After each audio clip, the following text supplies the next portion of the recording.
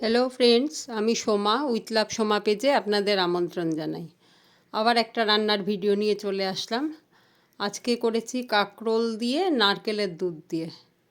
তা আগেও দেখিয়েছি আপনাদের এই রেসিপিটা। তো সবার ডিমান্ড এটা খাবে, তো কাঁকরোল ভাজা বসিয়ে দিলাম আর নারকেলটা কুড়িয়ে মিক্সিতে বেটে নারকেলের দুধটা বার করে নিয়েছি ছাঁকনি দিয়ে। তো বেশ কিছুটা ভাজা হয়ে গেছে। তো শুভ দুপুর, আপনারা কেমন আছেন জানাবেন, আর কে কী রান্না করলেন সেটাও জানাবেন, আর কে কে খেয়েছেন কাঁকরোল দিয়ে নারকেলের দুধ দিয়ে। খুব টেস্টি রেসিপি কিন্তু। আর এই যে কাঁচাল, এটা তো কিছু লাগে না, ঝালও হয় না। এই যে নারকেলের দুধটা বার করে নিয়েছি, এখানে দুটো নারকেল কুড়িয়ে দুধটা বার করা। কালো জিরে আর কাঁচা লঙ্কা ফোড়ন দিয়ে দেবো তেলে। তেল কিন্তু বেশি লাগে না, কারণ নারকেলের থেকে তো তেলটা বেরোয়। দুধটা দিয়ে দিলাম, এবার দুধটা ফুটতে থাকবে। তো হলুদ সামান্য দেবো, এটার রং হয় না। অনেকটা ফুটে দেখেছেন, কমে গেছে। নুন, হলুদ, মিষ্টি আর কাঁচা লঙ্কা, এটায় তো আর কোনো সবজি নেই, কারণ এটা একটু মিষ্টি মিষ্টি হয় খেতে। খেতে খুব ভাল লাগে এটা দিয়ে ভাতটা মেখে খেতে, খুব টেস্ট। অনেকটা ফুটে উঠেছে। এবার কাঁকরোলগুলো না দিয়ে দেবো। দিলে কি হবে, কাঁকরোলটাও তো সিদ্ধ হতে হবে, আর সাথে কাঁচা লঙ্কাও দিয়ে দেবো।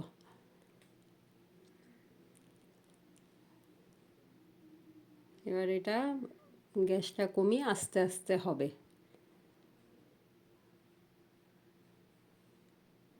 মিষ্টিটা এই যে দেখেছেন কি সুন্দর হয়ে গেছে। তো হয়ে গেল আমার এটা, এবার নামিয়ে নেব।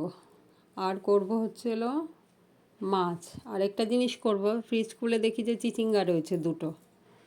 তো বেশি দিন তো রাখা যাবে না, শুকিয়ে যাবে, তারপরে এটা রান্না করাও যাবে না।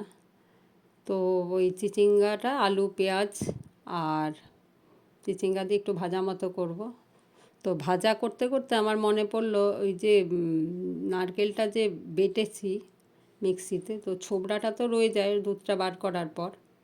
তো ছোবড়াটা কী করব ভাবছিলাম, ফেলে দিতেও গায়ে লাগে না, নারকেলের এখন এত দাম।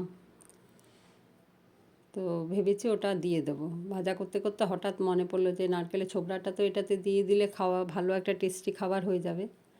আর আমরা নারকেল ভালোই খাই সবাই। আর মাছ করব আলু দিয়ে, মাছটাও ভাজা বসিয়ে দিয়েছি।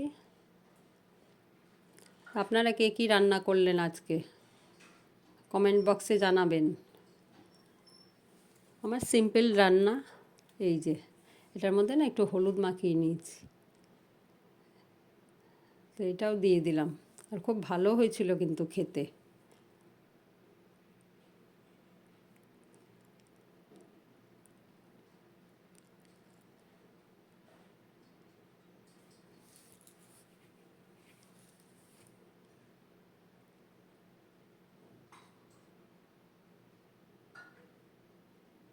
এই যে একটু গ্যাস কমিয়ে কমিয়ে ভাজছি। মাছটাও প্রায় ভাজা হয়ে এসছে, আর একটু বাকি আছে, মাছটা ভাজবো। মাছ ভাজা হয়ে গেছে। আর এই যে সাদা জিরে ফোড়ন দিয়ে মাছটা করবো, আলুটাও ভেজে তুলে রাখবো। মাছটা না বেশি সুবিধার না, কেন কি জানি ঠকিয়ে দিয়েছে আজকে মাছটা। আর পেটির পিসই এনেছে সব, কারণ ছেলে মেয়ে পেটির মাছ খেতে ভালোবাসে। তো মাছটা একটু পেঁয়াজ রসুন আদা টাদা দিয়েই করব। ভেবেছিলাম একটু পাতলা ঝোল করব, কিন্তু মাছটা দেখলাম সুবিধার নাই। যে হয়ে গেছে আমার ভাজিটা।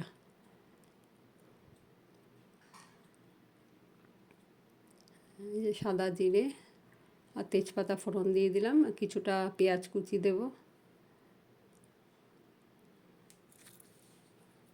আর একটা পেঁয়াজ ঘষে নিয়েছি আর কি, একটু পেঁয়াজ বাটাও দেব।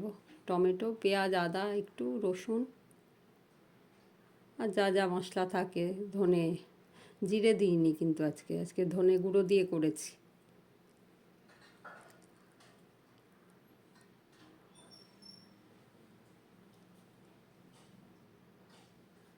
টমেটোটাও ঘষে নিয়েছি, একসাথেই দিয়ে দিলাম পেঁয়াজ বাটা, আদা বাটা আর রসুন বাটা। সামান্য রসুন, সামান্য আদা দিয়েছি। আপনারা কে এভাবে মাছ করেন জানাবেন। আলুটাও ভেজে তুলে রেখেছি, টমেটোটাও দিয়ে দিলাম। পেঁয়াজটা আদা রসুনের কাঁচা গন্ধটা যাওয়ার পর টমেটোটাও দিয়ে দিয়েছি।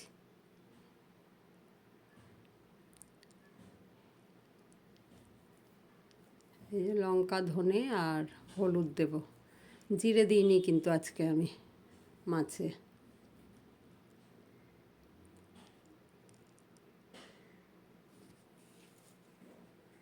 মশলাটা কষিয়ে এনে আলুটা দিয়ে দেব, আলু দিয়েও একটু কষাবো।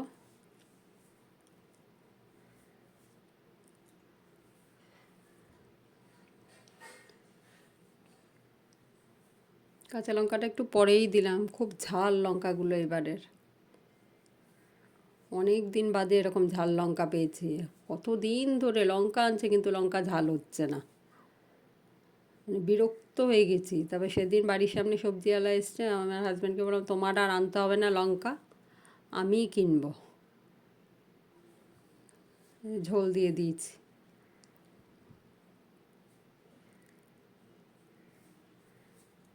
তো সিম্পল রান্না আমার। আমার রান্না আপনাদের কেমন লাগে অবশ্যই জানাবেন। ঝোলটা ফুটে উঠলে মাছগুলো দিয়ে দেবো।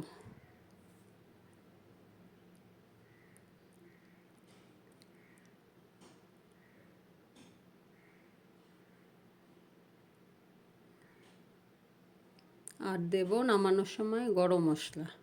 যেহেতু ধনেপাতা নেই ঘরে, তো গরম মশলা দেব। এমনিও কিন্তু আদা জিরে বাটা দিয়ে গরম মশলা দিয়ে মাছের ঝোল, কাতলা মাছের ঝোল খেতে খুবই ভালো লাগে। তো এটা তো আজকে পেঁয়াজ টেয়াজ দিয়েছি, তো ঝোলটা কিন্তু একদম বিয়েবাড়ির মতো হয়েছিল।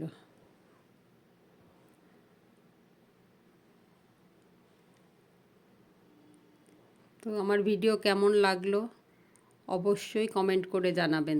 ধন্যবাদ।